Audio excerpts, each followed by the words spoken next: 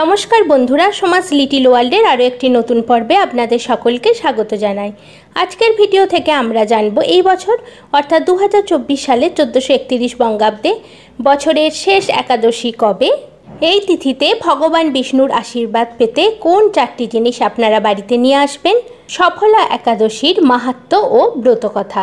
চলুন তাহলে ভিডিওটি শুরু করা যাক। পৌষ মাসের কৃষ্ণপক্ষের একাদশীকে অত্যন্ত শুভ মনে করা হয়। পৌষ মাসের কৃষ্ণপক্ষের একাদশীর নাম সফলা একাদশী। একাদশী ব্রত পালনের মূল উদ্দেশ্য হল নিরন্তর ভগবানকে স্মরণ করা। এই ব্রত পালনে যে ফল লাভ হয় তা অশ্বমেধ, রাজসূয় ও বাজপেয় যজ্ঞ দ্বারা হয় না। এই দিন ভগবৎ শ্রবণে পৃথিবী দানের ফল লাভ হয়। একাদশী ব্রত পালনে সমস্ত প্রকার পাপ বিনষ্ট, সর্ব সৌভাগ্য ও ভগবান শ্রীহরির প্রীতি লাভ হয়। এই দিন উপবাস রাখলে সমস্ত মনস্কামনা পূর্ণ হয় এবং জীবনে সুখ সমৃদ্ধির আগমন ঘটে। এই একাদশী উপবাস রাখলে কাজে সাফল্য লাভ করা যায়।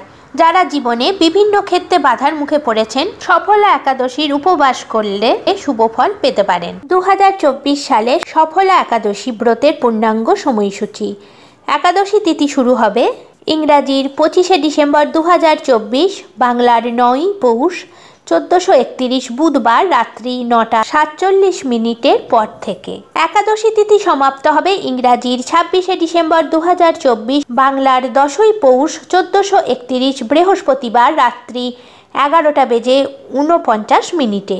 সফলা একাদশীর ব্রত পালন করা হবে ইংরাজির 26শে ডিসেম্বর 2024, বাংলার 10ই পৌষ 1431 বৃহস্পতিবার। ব্রত পালন করা হবে ইংরাজির 27শে ডিসেম্বর 2024, বাংলার 11ই পৌষ 1431 শুক্রবার সকাল 6:22 পর থেকে সকাল 9:53 মধ্যে। এই দিন এমন কিছু জিনিস আছে যেগুলি বাড়িতে আনলে সুখ সৌভাগ্য বৃদ্ধি পায়। চলুন জেনে নিই সফল একাদশীতে বাড়িতে কি কি আনবেন। এই দিন আপনারা হাঁস, ঘট, দক্ষিণাবর্ত, শঙ্খ, কচ্ছপ আনতে পারেন, যা অত্যন্ত শুভ বলে মনে করা হয়। এই দিন দান করাও খুব শুভ, তাই আপনারা এই দিনে গুড় দান করতে পারেন, যা স্বাস্থ্যের উন্নতি করে এবং আপনার জীবনে আশীর্বাদ নিয়ে আসে। গরিব মানুষকে গরম কাপড় দেওয়া আন্তরিক ইচ্ছা পূরণ করে। ব্রহ্মাণ্ড পুরাণে যুধিষ্ঠির শ্রীকৃষ্ণ সংবাদে এই তিথির মাহাত্ম্য বর্ণিত হয়েছে। যুধিষ্ঠির বললেন, হে প্রভু, পৌষ মাসের কৃষ্ণপক্ষীয় একাদশীর নাম, বিধি এবং পূজ্য দেবতা বিষয়ে আমার কৌতূহল নিবারণ করুন।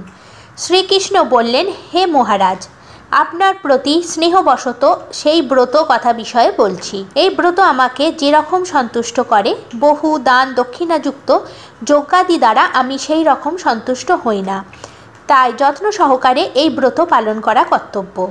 পৌষ মাসের কৃষ্ণপক্ষীয় একাদশীর নাম সফলা একাদশী। নাগদের মধ্যে যেমন শেষ নাগ, পক্ষীদের মধ্যে গরুড়, মানুষের মধ্যে ব্রাহ্মণ, দেবতাদের মধ্যে নারায়ণ সর্বশ্রেষ্ঠ, তেমনি সকল ব্রতের মধ্যে একাদশী ব্রতই সর্বশ্রেষ্ঠ। হে মহারাজ, যারা এই ব্রত পালন করেন তারা আমার অত্যন্ত প্রিয়। তাদের এ জগতে ধনলাভ ও পরজগতে মুক্তির লাভ হয়। 1000 বছর তপস্যায় যে ফল লাভ হয় না, একমাত্র সফলা একাদশীতে রাত্রি জাগরণের ফলে তা অনায়াসে প্রাপ্ত হওয়া যায়। মহিষ্মদ নামে এক রাজা প্রসিদ্ধ চম্পাবতী নগরে বাস করতেন। রাজার 4 জন পুত্র ছিল, কিন্তু তার জ্যেষ্ঠ পুত্র লুম্ভক সর্বদা পরস্ত্রী গমন, মদ্যপান প্রভৃতি অসৎ কার্যে রত ছিল। সে সর্বক্ষণ ব্রাহ্মণ, বৈষ্ণব ও দেবতাদের নিন্দা করত।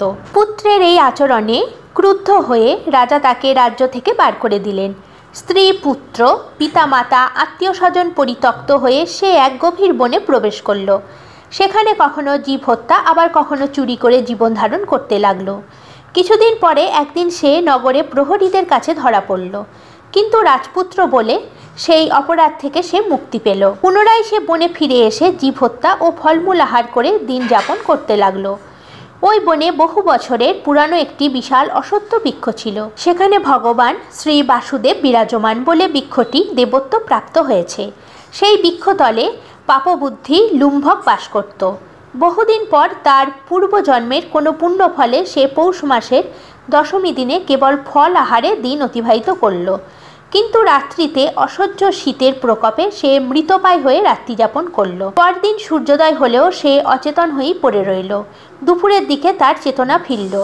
ক্ষুধা নিবারণের জন্য সে অতি কষ্টে কিছু ফল সংগ্রহ করল। এরপর সেই বৃক্ষতলে এসে পুনরায় বিশ্রাম করতে থাকলো।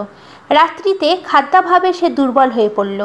সে প্রাণ রক্ষার্থে ঈশ্বরের উদ্দেশ্যে ফলগুলি নিয়ে হে ভগবান আমার কি গতি হবে বলে অশ্রুপাত করতে করতে সেই বৃক্ষমূলে হে লক্ষ্মীপতি নারায়ণ আপনি প্রসন্ন হন বলে নিবেদন করল। এইভাবে সে অনাহারে ও অনিদ্রায় সেই রাত্রি যাপন করল।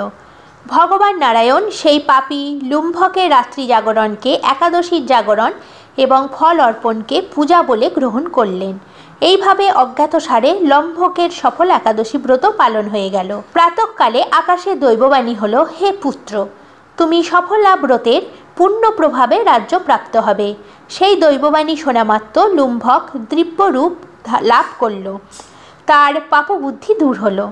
সে পুনরায় নিষ্কণ্ঠক রাজ্য লাভ করল। স্ত্রী পুত্র সহ কিছুকাল রাজ্য সুভোগের পর পুত্রের ওপর রাজ্যের ভার দিয়ে সে সন্ন্যাস আশ্রম গ্রহণ করল। অবশেষে মৃত্যুকালে সে অশোক অভয় ভগবানের কাছে ফিরে গেল। হে মহারাজ, এভাবে সফল একাদশী যিনি পালন করেন তিনি জাগতিক সুখ ও পরে মুক্তি লাভ করেন। এই ব্রতে যারা শ্রদ্ধাশীল তারাই ধন্য, তাদের জন্ম সার্থক, এতে কোনো সন্দেহ নেই। এই ব্রত মাহাত্ম্য পাঠ ও শ্রবণে মানুষের রাজসূয় যজ্ঞের ফল লাভ হয়।